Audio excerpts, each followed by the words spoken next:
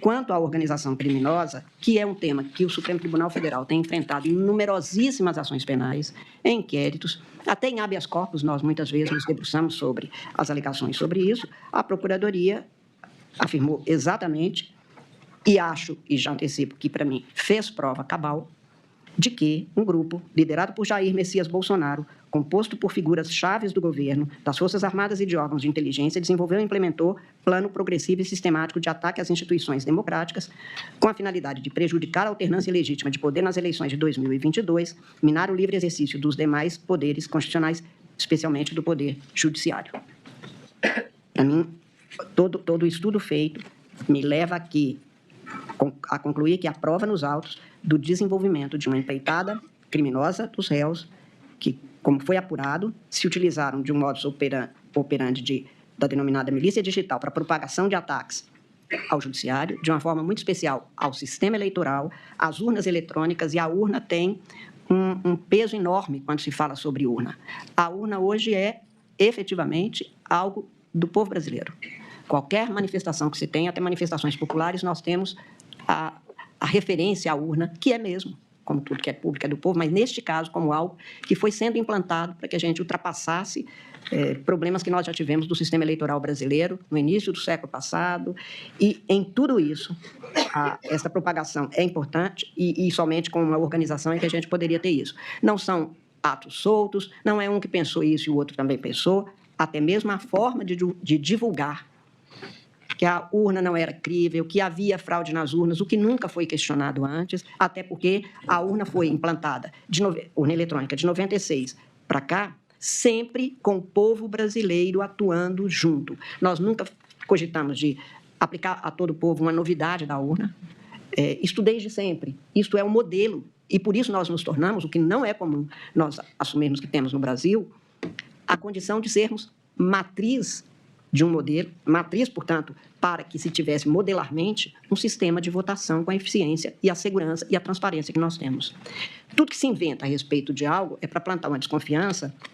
e mais adiante eu falarei, isso precisa de uma série de atos. Isto nunca é um ato isoladamente tomado, é fácil de ser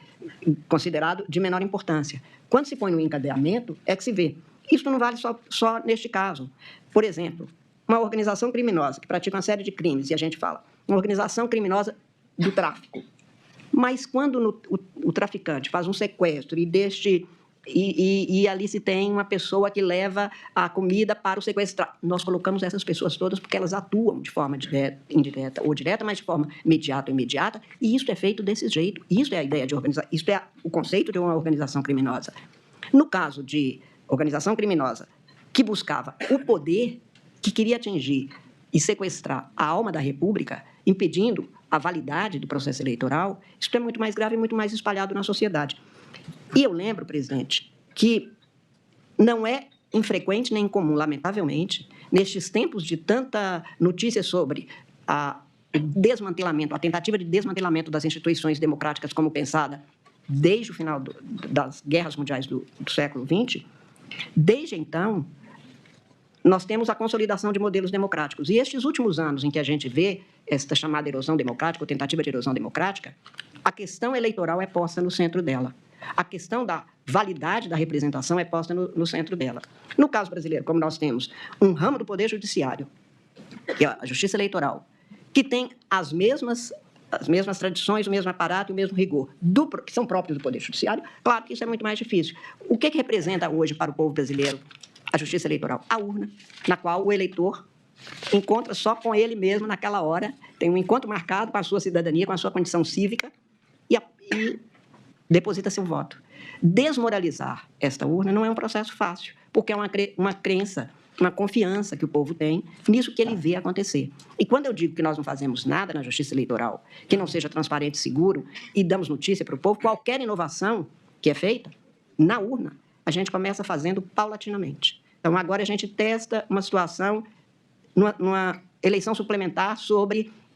um dispositivo que se tenha para melhorar o som da urna para as pessoas que têm uma deficiência auditiva, para ver se funciona. Primeiro a gente fala com aquela comunidade,